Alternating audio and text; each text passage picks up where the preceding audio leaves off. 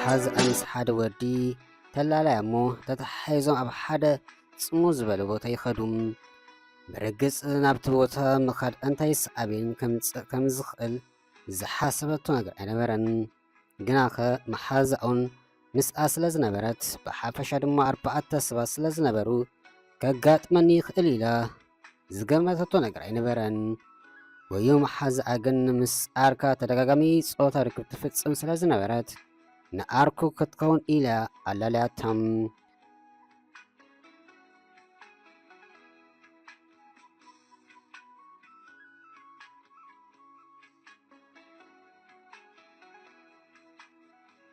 بتكرستان ጸሎት ክንገብር ድሕሪ ምጽናሕ ኣብ ትሕቲ ኣግራብ ኮፍ ኣብ ዝበልናሉ ግዜ ሸውሓት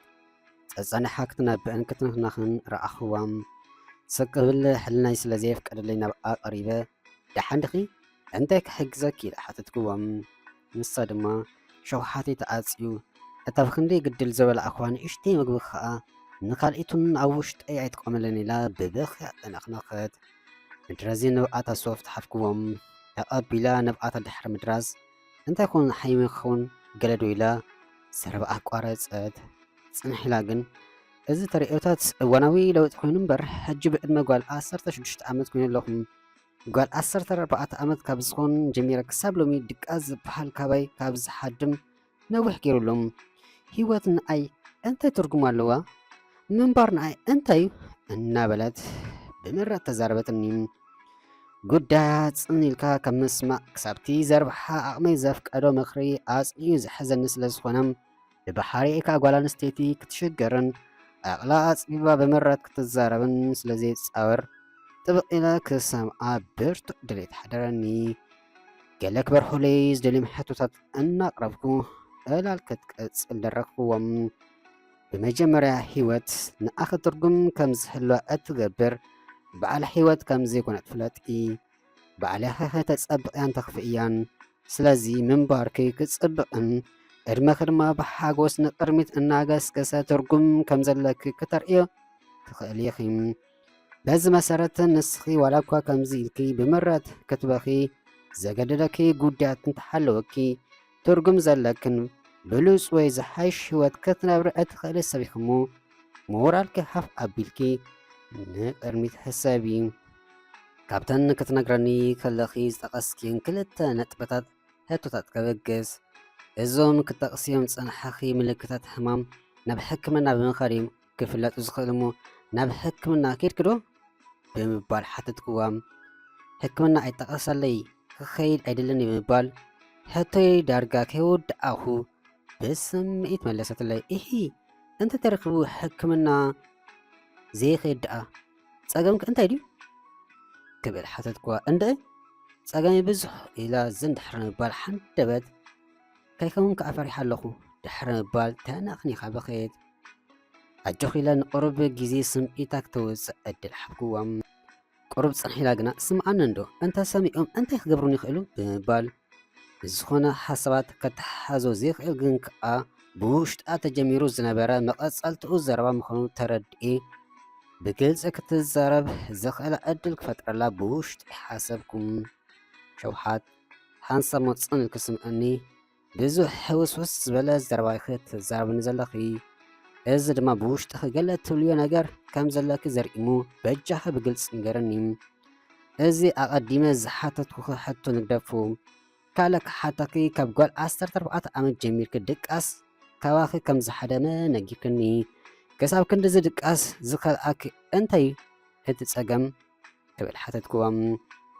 ነቲ ገዲፈ ናብዚ ዘኸደኒ ቀንዲ ምኽንያት ምናልባሽ እዚ ሕጂ ድሕሪ 2 ዓመት ዘጋጠመ ፀገም ሳዕቢ ናይተን ዝሓለፈ ዓመታት ክኸውን ይኽእል ስለ ዝበልኩ ጠፍጣፋዊ ሒጣ ንብኣቶን ድሪ ዝኣበለት ሓድሽ ሓይሊ ከም ዝረኸበት ኮይና ቅን ኢላ ኣዘንተወትለይ ክትጅምር ከላ ግን ክርድኦ ኣዝዩ ዘፀገመኒ ዘረባ ኣምሊቓ ወረገ በዓል ይፍለጡ እንታይ ዶ ይግደስሉዮም ዝኾንኩ ይኹን ኣይግደስሉን ንህይወተይ በዓል ኣለኹ በለት መን እዮም እቶም በዓሎም ዝፈልጡ ኢላ ሓተትክዋ ብዛዕባ እንታይ ትዛረብ ከም ዘላ ክርድኣኒ ስለዚ ከኣለ ብሓይሊ ከም ዝወፀት ቃት ስድረይ ግዲ ብምባል ኣፍጢጣ ብምጥማት መለሰትለይ ይሂ ስድራኸ ደኣ ኣይተሓዘለይ ዘረባይዶ ሕውስውስ ኣቢልዮም ብውሽጤ ስለ ዝሓረቅኩ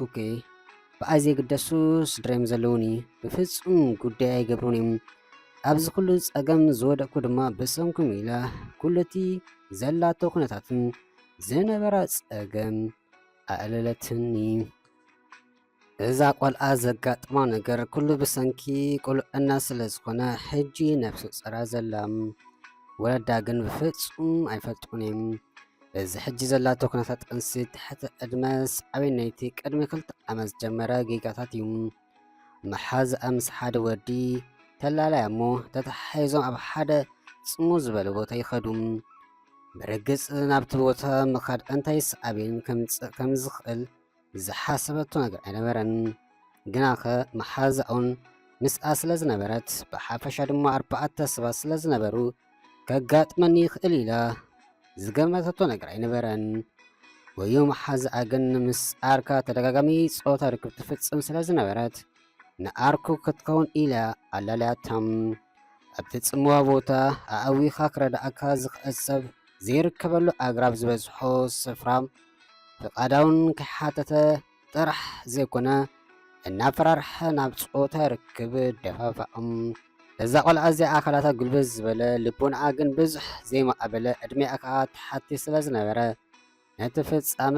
ተኣለይሉ ጥበብ ኣይነበራን። እዚ ቀዳማይ ፍጻመ እኳ እንተነበረ ወዮ ወዲ ለሚድዋስ ኣብ ደስ ዝበሎ ግዜ እናፀውዐ ድሌቱ ይፍጽምን። ኣዝዩ ዘሕዝን ድማ ጎነፃዊ ፆታዊ ተራኺቡ ይፍጽም ነበረም። ኩነታታ ኣዝያ ትጸልኦን ብዙሕ ዘፍርሓን ነበረም። ካብዚ ኣዘቕቲ እዚ ተወፃሉ መንገዲ ንወለዳ ወይ ንኻልእ ከናግፍ ዝኽእል ሰብ ምንጋር ከም ዘለያ ኣብ ዝሓሰበትሉ ግዜ ዘተባብዕ ኩነታት ኣይነበረን። ኣቦኣም ብዙሕ ዝልከፍ ሰብ ኣይኮነን። ኣሽንኳይዶ ደፊራ ክትዛረቡ ንኩሉ ኣባላት ስድራ ዝኾነ ሰብ ብማይ ቀጠነ ዝሓርም ስለ ዝኾነ ነዛ ክትሪኦን ትኽእል ኣይነበረትን። ካብቲ ዝነበረቱ ሕማቕ ሂወት ንምውፃእ ብድፍረት ነቦይ ክዛረቦ ክፍትን ኢላ ክትዛረቦም ፈተነት። ኣቦይ ኣነ ሓደ ወዲ ይሓርመንሎ ኢላ በተዘዋዋሪ መንገዲ ክትዛረብ እንተመረፀት ካብ ኣቦኣ ዝወሓ መልሲ ፀርፊ ዝተሓወሱ ኣብ ርእሲ ምዃኑ ጠቕላላ ሞራላ ሰብሪ ዝኸውን ናይ እንዳምን ኣወዳት እንታዴኸ ክትገብሪ ትቐርብዮም ኪዲ ስዲ በኣለገ ገዛኸ ተዓዲብክ ዘይትቅመጢ ኣንቲ መዋረዲት ገለ ነገር ጥራሕ ይርአ ከትፈኣኪ እናበለም ሓሳባ ክሰምዕ ዕድል ኣይሓባን። ካልእ ምስ ኣዲኣ ለኪሙ ዘዝንቦ ፀርፈን ዘለፋን ንሰማዒ ዘፈንፍን ስለ ዝኾኑ ዘይምጥቃሱ ይመረፅ። ናይ ኣቦ ዝበሃል የብሉን ጥራሕ ዘይኮነ ናይ ሰብ ዝበሃል ፈፂሙ ዘይርከቦ ሰብ እዩ። እዚ ኩሉ ድማ ኣብ ርእሰቲ ብዙሕ ግዜ ኣብ ገዛ ዘይውዕል ስርሑ ጋያሸይ ዝኾነ መነባብርኡ ብዙሕ ምስ ደቁ ርክብ ዘይምሕላይ ነይሩ። ብወገን ኣዲኣ እንተርኢና ድማ ከም ኣገላለፃ ሸውሓት ኣደይ ነቦይ ኣዝያ ትፈርሖ ኣብ ርእሲ ድማ ኩሉ ምስ ገዛ ርእሳ ስለተተሓዞ ዝሰምዕ እዝኒ ይብላን። ሓንቲ መዓልቱ እንትኹን ኣዘራሪባትን ኣይትፈልጥን እዮም። ብጠቕላላ ኣደይ ፈታዊት ርእሳ እዮም። ሓደ መዓልቲ ከባቢ ሰዓት 8 ድሕሪ ቀትሪ ካብ ገዛ ብቆልዓ ገይሩ ይፅውዓን እሞ ክኸይድ ብግስ ምስ በልኩ ናበይ ክትብለኒ ኣነ ድማ ናብ መሓዘ ይብላም በሊ ቃልጢፍክ ተመለሲ ኣነ ደቃስ መፂንሎ ክድቀስ ኢላ ኣፋንያትኒ። እታ ምሸት እቲኣ ወዮ ወዲ ሰትዩ መፂኡ ንዕና ኢሉ ድሕሪ ምውሳድ ኣብ ሞባይሉ ብዝርአየ ስእሊ ዘይፈልጦ ተራኽቦታት ገይሩ ክፃወተሉ ድሕሪ ምምሳይ ኣብ ኣኻለይ ቃንዛ እናተሰማዕኒ ከባቢ ሰዓት 11 ገዛይ ተመሊሰ። ኣደይ ደቂሳ ፀኒሓትኒ። ኣቴ ተሓፃፂበ እዚ ኩሉ ክገብር ከለኹም ኣቲ ቆልዓ ቃዚ ትብሊ ደቃስ ኣይትኽልእን ኢላ ደቃሳ ክትቀፅል እንተዘይኮኑ ብዛዕባ ምሳይ ብፍጹም ኣይግድሳን። ብዛዕባኡ ዝምልከት ንንጉሑ ዝቐፀለ ዘርሙን ኣይነበረን ትብል። በዚ ኣታኣ ዝዓበየ ሸውሓት ብወለዳ ግዳስ ዘይብላን ጥራሕ ዘይኮነ ብዛዕባ ሂወታውን ዘይግድሳ ኮነት። ሂወት ማለት ንኣ ኣብ ገዝኣ ከም ንምግብን መደቀስን ዝተኸፈለላ ግዋና ኣብ ደገ ድማ ንዕግበት ካልኦት ሰባት ከም ዝተፈጠረት ኣቕሒ ነይሮም እተመዛዝናሉ ባይታ ስለ ዘይነበራ ኩሉ እትገብሮ ጥፈት ብምርጫ ኣይነበረን ድሕሪ ብዙሕ ጊጋታት ሕጂ ኣብ ጥንሲ ወዲቓ ኣብ ፈታኒ እዋን ዘላ ታሪክ ናይ ሸውሓት ኣዝዩ ዘሕዝን ምናልባሹ ናይ ብዙሓት ትሕቲ ዕድመ ደቂ ኣንስትዮ ተመኩሮአን ክኸውን ይኽእል እዩ ብዙሓት ደቂ ኣንስትዮ ብዘይ ድሌተን ተኣሻሽን ግዳይ ብዙሕ ወፅዓታት ክኾና ይኽእላ ጥንሲ ትሕቲ ዕድመ ብብዙሕ ሸነኻቱ ሓደገኛን ኣዝዩ ክፉኦን እዩ ካብ ጓል 12 ዓመት ጀሚሩ ምናልባሹን ክሳብ 19 ዓመት ዕድመ ዝግበሩ ፍኑን ፆታ ይርክብ ንጥንሲ ዝተቓልዐ እዩ ዝገብረን ብፍላይ ድማ ጌና ወርሓዊ ፅጌያተን ዘይተርአየን ግን ከዓ ኣብቲ ፈላሚ ምፅያፍ እንቋቑሖን ናይ ምጥናስ ተኽእሎ ልዑል እዩ ብዘይካዚ ድማ ወሓዲ ኣፍልጦ በስለት ሙሉእ ብምሉእ ከዓ ብስምዒት ጥራሕ ናይ ምምራሕ ተኽእሎ ልዑል ስለ ዝኾነ ንጥንሲ ዘለዎ ዕድል መዳረግቲ የብሉን ብሓፈሻ ሰኣቤን ጥንሲ ትሕቲ ዕድመ ኣብ ብዙሕ መዳያት ጉዳእ እዩ ኣካላዊ ዘይድልውነት ስለንቡናዊ ጉድለት ማሕበራዊ ዘይብስለት ዘሎ ዕድመ ምዃኑ ሰኣቤናቱ እዙዝ እዩ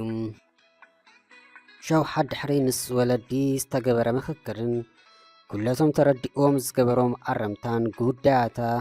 ብዝሓሸ መኣዙን መቐለቢ ረኺቡሎም እቶም ወላዲ ደኣ እምበር ኣቦ ዘይኮንኩም እተን ወላዲ ደኣ እምበር ኣደ ዘይኮንከን ካብ ዳሕራይ ተኣሳን ኣብ ሰኣቤን ምንባር ሕጂ ንደቅኹም ኣቦን ኣደን ምዃን የለኩም ኣለሞ ምስ ደቅኹም ክትዘራርቡን ክብልዎ ንዝደልዩ ነገር ድማ ትዕበትን ኣፀኒልኩም ክትሰምዑን ፈትኑ